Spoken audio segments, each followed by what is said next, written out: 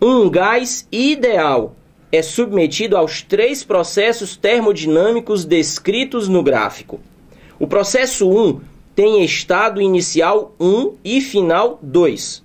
O processo 2 tem estado final 2, inicial 2 e final 3.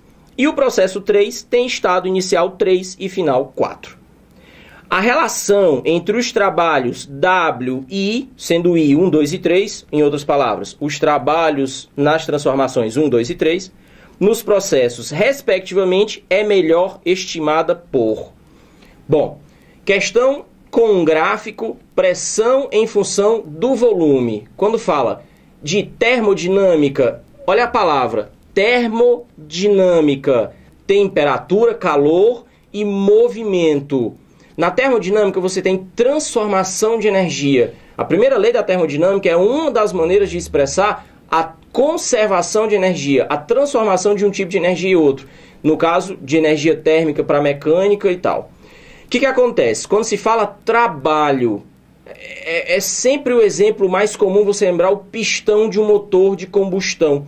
Você injeta combustível, a vela provoca uma ignição, o combustível explode, nessa explosão gerando muito calor, essa explosão fazendo com que haja expansão do gás resultante da combustão, e isso movimenta o pistão. Olha as minhas palavras, percebe o que eu estou descrevendo? Eu disse que uma transformação termodinâmica provoca o movimento do pistão no motor. Ora, provocar o movimento, vamos traduzir isso para a linguagem da física, é uma força provocando o deslocamento. Em linguagem termodinâmica, é a pressão do gás provocando variação de volume. Ora, quando você fala em mecânica, força que provoca deslocamento, isso significa trabalho, que é o equivalente em termodinâmica a dizer pressão que provoca variação de volume. Então, em termodinâmica, trabalho significa pressão e variação de volume. Quero acentuar uma coisa, não é pressão e volume, é preciso ter variação de volume para ter trabalho. Bom, essa questão ela propõe um gráfico da pressão e do volume. Um gráfico que mostra como o volume varia. Aí vem a pergunta, como é que a gente descobre o valor do trabalho na transformação termodinâmica num gráfico como esse? Vamos dar uma olhada para a tela?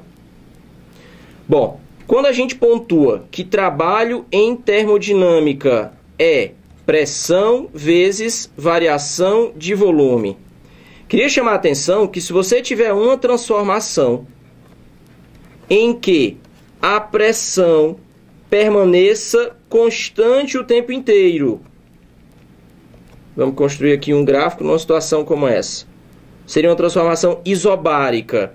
Para fazer o cálculo do trabalho, bom, você pode olhar o valor da pressão aqui no gráfico, coloca na expressão, ele vai te marcar um volume inicial e um volume final, pelo que então você vai ter uma variação de volume, e aí você coloca lá na expressão e faz o cálculo. Agora, observa o que acontece no gráfico da questão. Exceto na transformação 2, onde de fato a pressão permaneceu constante, na transformação 1, a pressão aumenta para depois diminuir. Já na transformação 3, a pressão diminui para depois aumentar. Queria que você observasse que no caso dessas transformações em que a pressão é variável, como é que eu vou calcular o trabalho através da expressão? Porque a expressão matemática, ela pressupõe um valor constante da pressão para eu colocar aqui.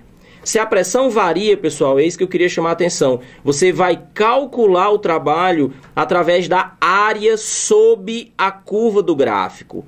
O que é que significa, matematicamente falando, a área sob a curva do gráfico? É isso que eu estou pintando para ti aí agora, ó.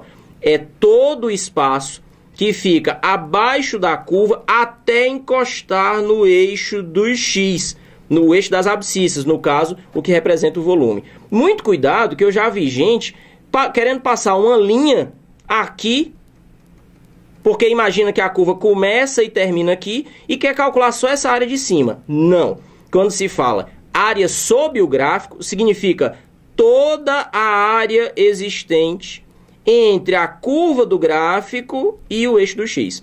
Então, matematicamente, em termos de cálculo, essa área aqui, ela representa exatamente o trabalho na transformação 1. Pensando da mesma maneira, como calcularíamos o trabalho na transformação 2? Aí, Delfrânio, na transformação 2 a pressão é constante. Eu posso usar a fórmula? Posso, mas a propriedade do gráfico vale em toda circunstância. A área sob o gráfico, ela representa o trabalho realizado naquela transformação. Então, essa área que eu pintei de verdinho representa o trabalho na transformação 2.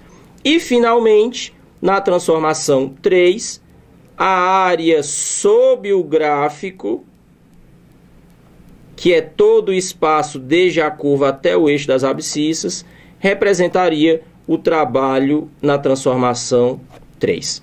Agora, não tira o olho da figura. Continua me escutando, mas não tira o olho da figura.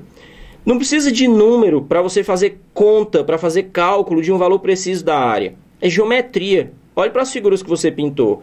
Eu gastei muito mais tinta amarela do que tinta verde e, por sua vez, mais tinta verde do que tinta laranja.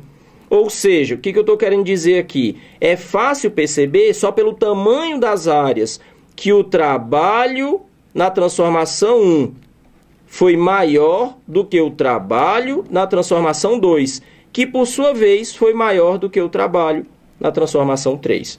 Se a gente quer uma resposta para essa questão, eu marcaria a alternativa correta, alternativa A.